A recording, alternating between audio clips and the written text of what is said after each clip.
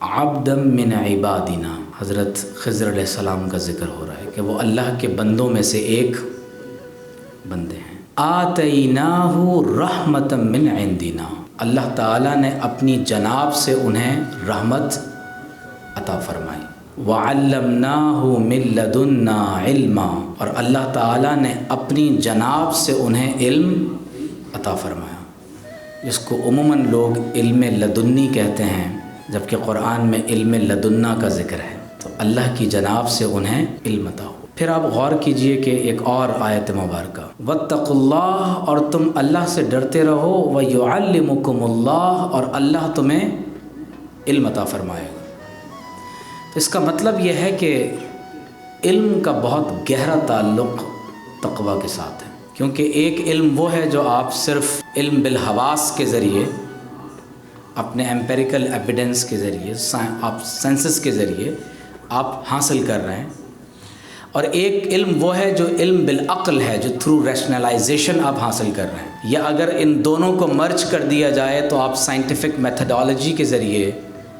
اپنے حواس کو بھی استعمال کرتے ہیں، اپنی عقل کو بھی استعمال کرتے ہیں، لیکن اگر آپ کبھی علم کے اس ذریعے کی طرف متوجہ ہوں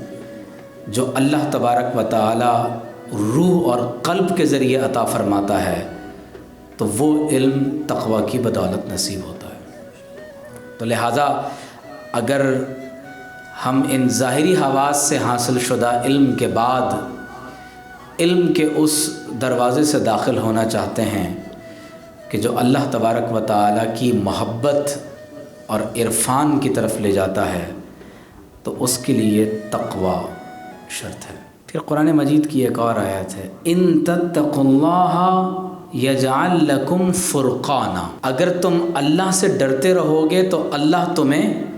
فرقان عطا فرمائے گا۔ فرقان دراصل وہ قوت ہے کہ جو انسان کو حق اور باطل میں تمیز کرنے کی صلاحیت عطا کر دیتی ہے۔ تو علم بھی تقوی کی بدولت عطا ہوگا، فرقان بھی تقوی کی بدولت عطا ہوگا، اور فرمایا وَيَجْعَلْ لَكُمْ نُورًا تَمْشُونَ بِهِ، اور اللہ تمہیں اپنی جناب سے وہ نور عطا فرمائے گا جس نور کی روشنی میں پھر آپ اپنے فیصلوں کو کرتے چلے جائیں گے۔ شیخ نے ان آیات سے کتاب کی ابتدا کے بعد فرماتے ہیں کہ قیل للجنید رحمہ اللہ، سید الطائفہ حضرت جنید بغدادی رحمۃ اللہ علیہ سے عرض کی گئی، بما نلت ما نلت، یہ جو آپ کو اتنا بڑا مقام نصیب ہوا ہے، تو آخر یہ اتنا بلند مقام آپ کو کیسے نصیب ہو گیا؟ یعنی ایک طرف مفتی شریعت بھی ہیں اور مفتی طریقت بھی ہیں، بیک وقت مسند افتاء اور ارشاد کو زینت بخش رہے ہیں، تو یہ مقام کیسے نصیب ہو گیا؟ فقال بجلوسی تحت تلک الدرجہ 30 سنہ، تو آپ نے فرمایا کہ میں اس مقام کے نیچے 30 برس تک بیٹھا رہا ہوں،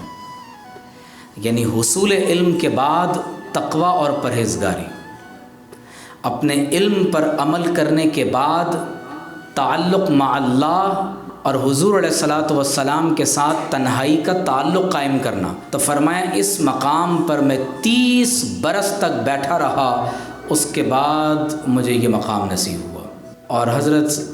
خواجہ بایزید بستامی رحمۃ اللہ علیہ کا ایک فرمان ہے، آپ فرماتے ہیں کہ میں نے 30 برس مجاہدات کیے، اور سب سے زیادہ سخت مجاہدہ اس بات کو پایا کہ اپنے علم پر عمل کیا جائے۔ اور اصول حدیث میں مقدمہ ابن صلاح جو حضرت امام عبد الرحمن علیہ رحمہ کی ایک بڑی جلیل القدر کتاب ہے، تو اس میں آپ حضرت بشر حافی علیہ رحمہ کا ایک قول نقل کرتے ہیں کہ آپ نے محدثین سے فرمایا کہ اے علماء حدیث اپنے علم کی زکوٰۃ ادا کر دیا کرو۔ تو آپ سے پوچھا گیا کہ علم کی زکوٰۃ کیا ہے؟ تو فرمایا 200 دراہم پر 5 چاندی کے سکے بطور زکوٰۃ ادا کیے جاتے ہیں، تو اگر 200 احادیث کا مطالعہ کیا ہے تو کم از کم 5 پر تو عمل کر لیا کرو۔ تو اپنے علم کی بھی زکوٰۃ ادا کرنی ہوتی ہے۔ تو حضرت بایزید بستامی خود فرماتے ہیں شیخ لکھتے ہیں کہ بایزید بستامی نے لکھا اخذتم علمکم میتن عن میتن، کہ جو تمہارے علم کے حصول کی سند ہے، تم نے جس سے علم حاصل کیا وہ بھی مردہ ہے اور اس نے جس سے علم حاصل کیا وہ بھی مردہ ہے۔ اشارہ کس طرف ہے کہ حضور علیہ الصلوۃ والسلام نے فرمایا الناس کلہم موتى الا العالمون، تمام انسان مردہ ہیں سوائے ان کے جنہوں نے علم حاصل کیا، والعالمون کلہم موتى الا العاملون،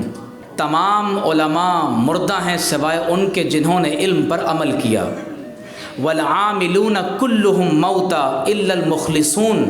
اور تمام علماء جو عامل بالعلم ہوں وہ مردہ ہیں سوائے ان کے جن میں اخلاص ہو، والمخلصون علی خطر عظیم، اور جو علماء عامل ہوں مخلص ہوں وہ بڑے خطرے میں ہیں۔ تو فرماتے ہیں کہ اخذتم علمکم میتن عن میتن، تمہارا علم اس کی سند اس طرح سے ہے کہ تم نے زندہ لوگوں سے علم حاصل نہیں کیا۔ اور پھر آپ اس کی انتہا بیان کرتے ہیں کہ وَأَخَذْنَا عِلْمَنَا عَنِ الْحَيِّ الَّذِي لَا يَمُوتُ، اور ہم نے جس سے علم حاصل کیا وہ حی لا یموت ہے، جس کو کبھی موت نہیں آئے گی۔ آپ اس لیے غور کیجئے کہ یہ اہل علم اپنی سند کو جب بیان کرتے ہیں تو یہ تمام اسناد حضور علیہ الصلوۃ والسلام کی بارگاہ تک پہنچتی ہیں، اور ظاہر ہے کہ یہ تمام علوم وحی کے مرکز اور منبع سے اس کے سوتے پھوٹے ہیں، اور وحی کا مرکز اور منبع قرآن مجید ہے۔ اللہ تعالیٰ فرماتا ہے وَيُعَلِّمُهُمُ الْكِتَابَ، حضور علیہ الصلوۃ والسلام اس کتاب کا علم اپنے صحابہ کو، اپنی امت کو سکھاتے ہیں، اور حضور کے بارے میں اللہ نے فرمایا الرحمن علم القرآن۔ تو لہٰذا یہ علم کی سند اگر بارگاہ مصطفیٰ تک پہنچ جائے صلی اللہ علیہ وسلم تو حضور علیہ الصلوۃ والسلام کو یہ علم پھر اللہ تبارک و تعالی نے خود سکھایا ہے، کہ اللہ تعالیٰ نے تخلیق انسانی سے قبل، اور قبل اس کے کہ انسان کو بیان کی قوت عطا کی جائے، اللہ تعالیٰ نے حضور علیہ الصلوۃ والسلام کو تعلیم قرآن کا ذکر فرمایا ہے۔ الرحمن علم القرآن خلق الانسان علمہ البیان، تو تخلیق انسان اور بیان کی قوت سے قبل حضور کو تعلیم قرآن کا ذکر کیا گیا۔